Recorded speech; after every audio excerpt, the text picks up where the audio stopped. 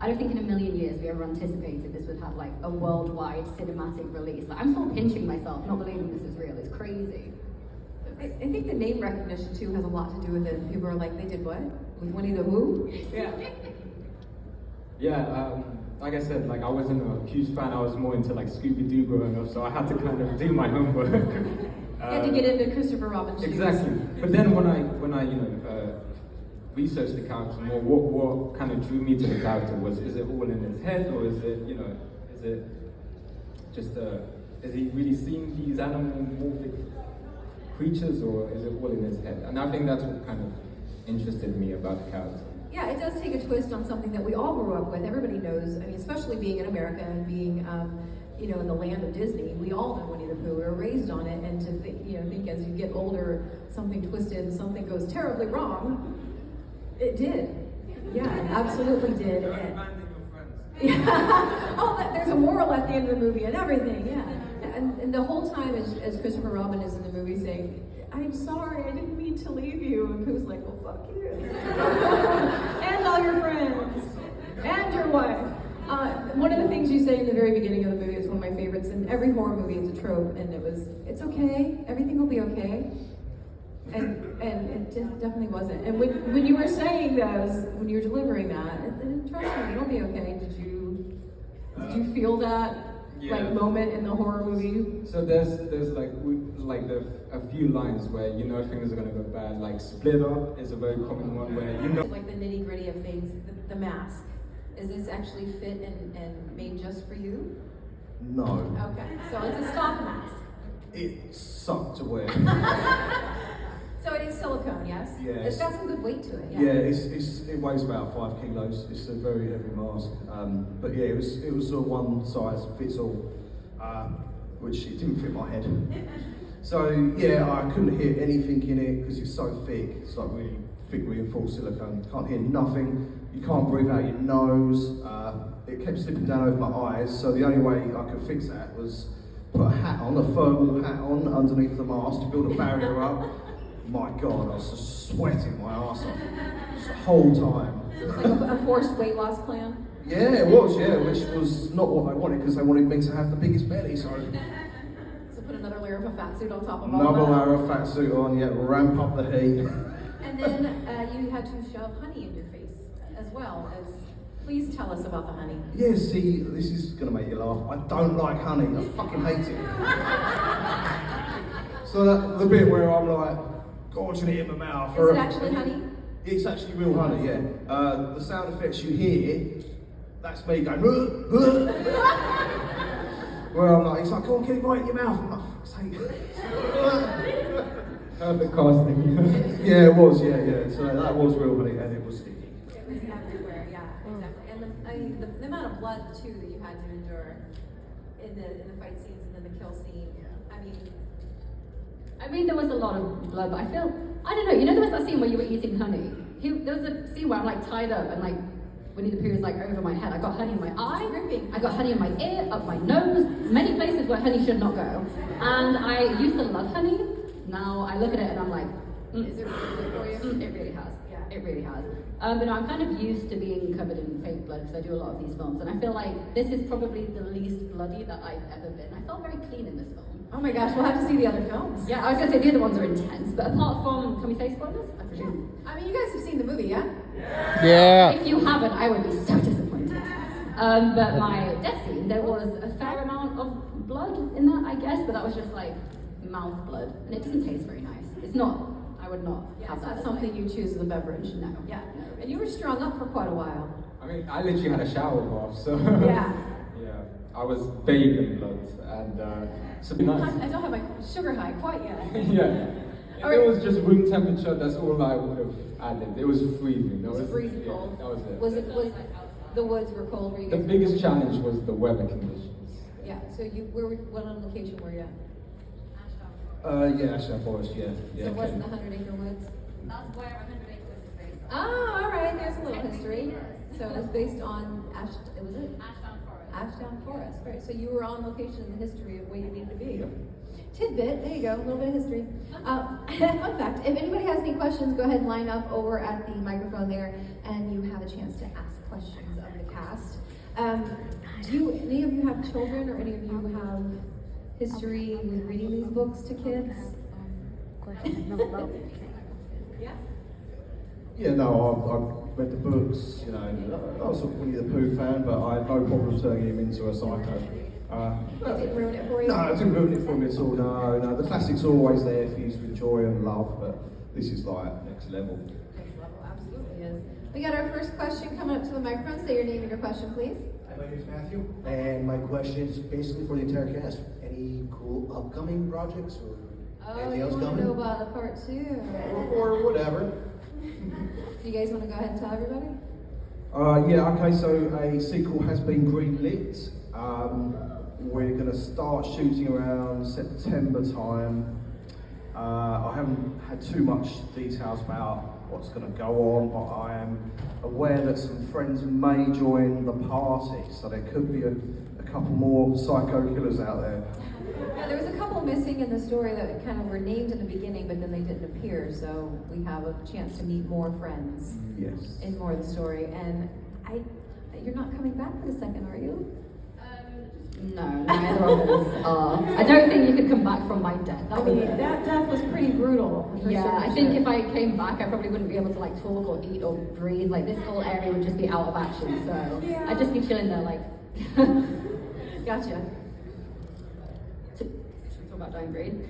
Well, so we're working on a film together which Nikolai wrote and I'm co-producing, and it's called Dying Breed. And it's a Viking film about the end of Slavic paganism. And it's like I think it's a really important story because Nikolai's Ukrainian and it's about like Ukraine's true history.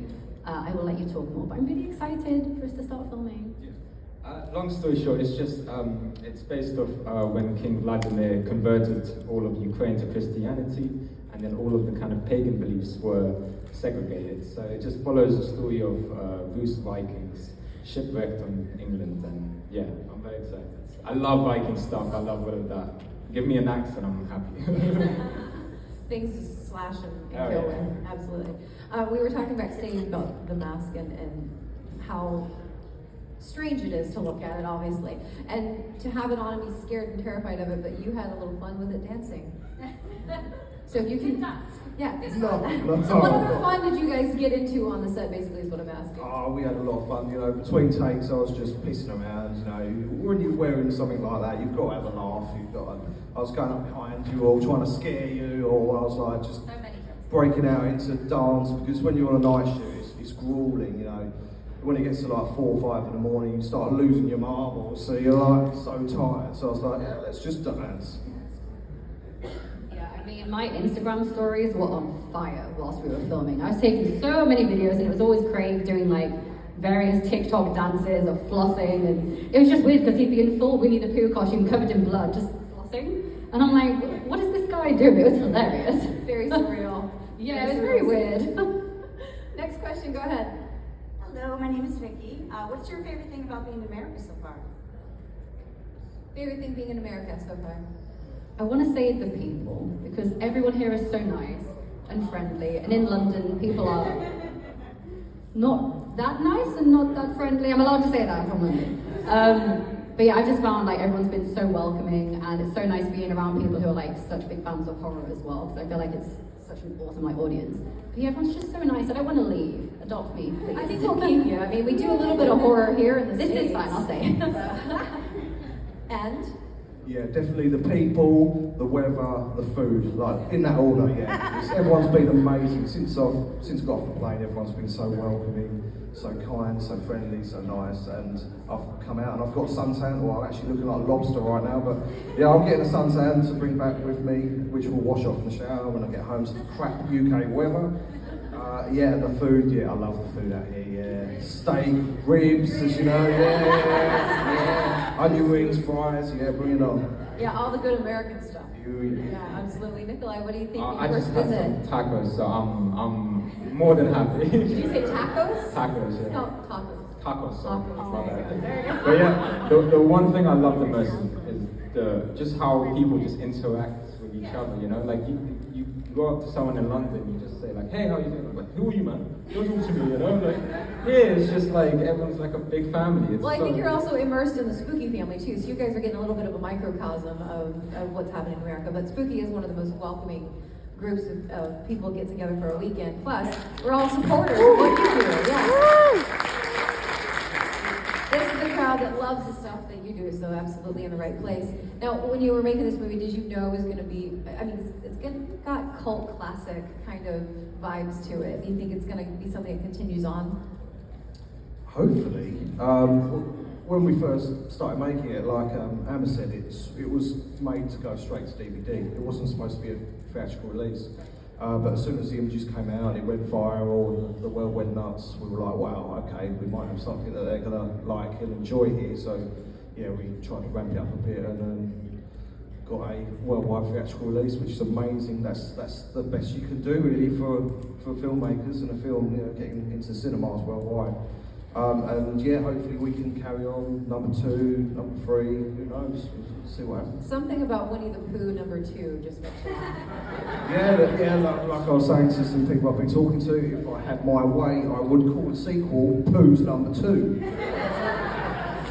I mean, That works, doesn't it? it could deliver, that's for sure. Next up, next question. Randy, thank you guys for doing this. The question I have, and I always ask, I love independent films, they're great, and we're simple folk, you make something scary, we don't need to know any backstory. Terrifier is a great film, we don't need to know where Arthur Cloud is from. What scares me the most, and I actually asked Damon Leone in Terrifier, you know, your film made $5 million on a shoestring budget, and that's when Hollywood comes. And Hollywood doesn't care about the moviness of your movie.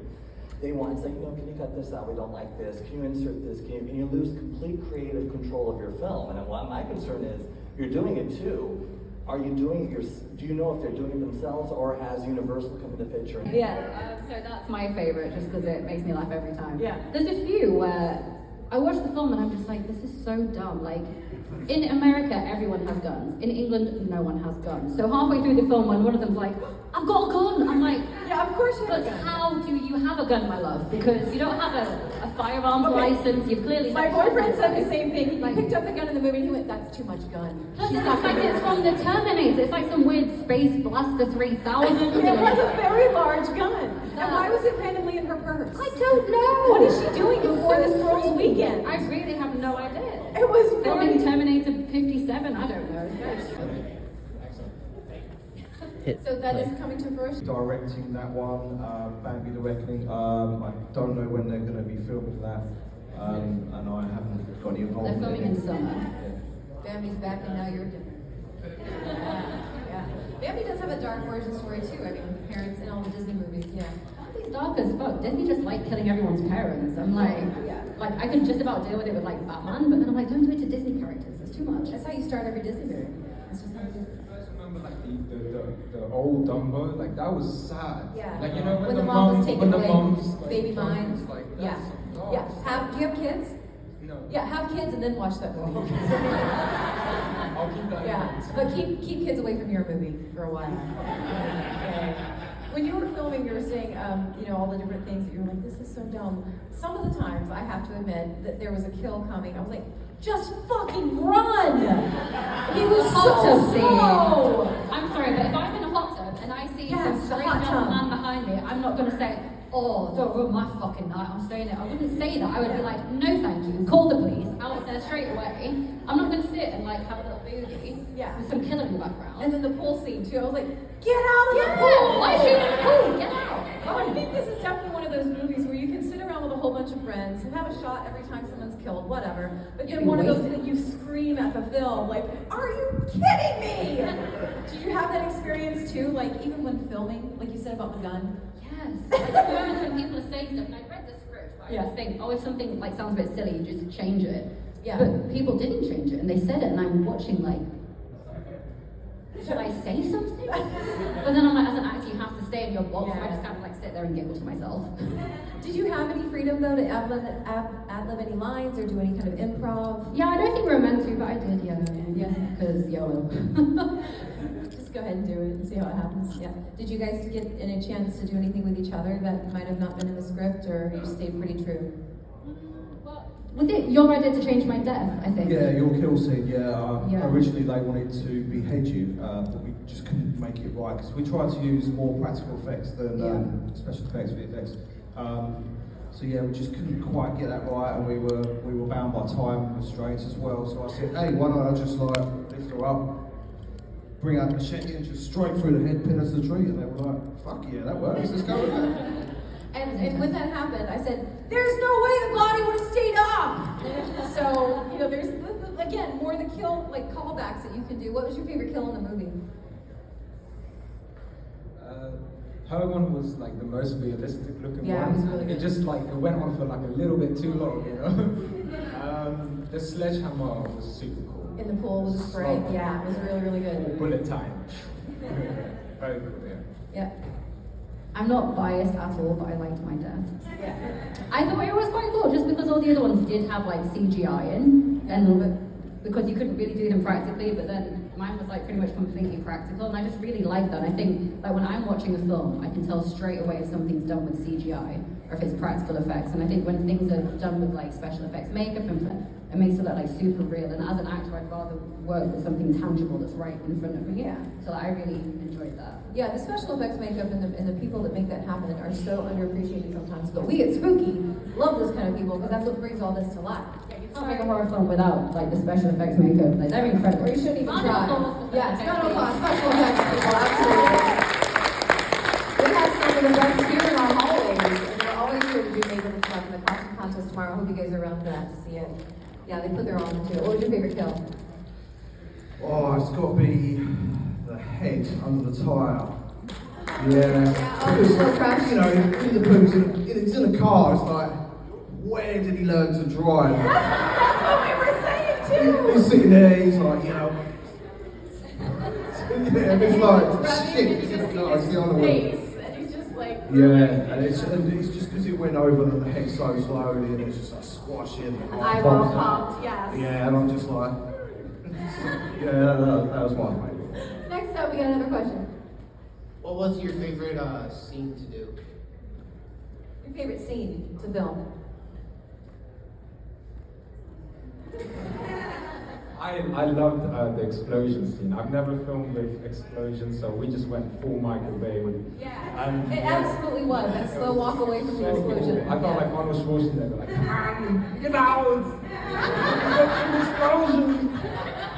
Films, and I will still be first in line. Did you meet Max while you were here? I'm obsessed. Did you meet Max while you were here? Not yet. All right. But I'm really so I think Scream. I love Saw. Like anything gory. You know what I mean? Those films are just so good. And like what I love about the Saw films is they're like gory as hell, but they also have a really good storyline. The psychological part of it. Yeah, but then I feel like there's also a really good message. Like in some of the films, people mess people around, and then Jigsaw's like, "I want to play a game." And I'm like, you know what? Maybe they deserve it. Yeah. I think I might be like a villain in a past life. But yeah, I'd say Saw, Scream, and then can I say like The Conjuring / The Nun / Annabelle, seeing how they're all the same universe. All right. So you've got your reasons for the different ones. Yes, I'm not going to go into them though, because I'll be here all day. So. Come talk to her at the table. Yeah. Nikolai, what would you love to be a I part love of? Saw. I'm a huge fan of Saw. I'm a huge fan of The Last of Us and The Walking Dead. So I love my zombie apocalyptic, shows. So anything to do with that, I would love. I'm a huge gamer, so The Last of Us, seeing that on screen is like a big deal for me. I just want to do anything with Pedro Pascal. Let's get it spooky. Not me too. And David. Yeah, for me, two franchises I would love to be a part of is one is Halloween. Yeah. Now, would you want to do original John Carpenter, or would you want to do Rob Zombie? Sophie's choice. I literally cannot decide on that one. Yeah. That's all right. We'll think about it. And second franchise, Texas Chainsaw Massacre. All right. Very good. Thank you so much. All right, we're going to wrap things up, and we're going to do our spooky selfie. So if you guys know what this is, we'll stand up and put our backs to the audience. They're going to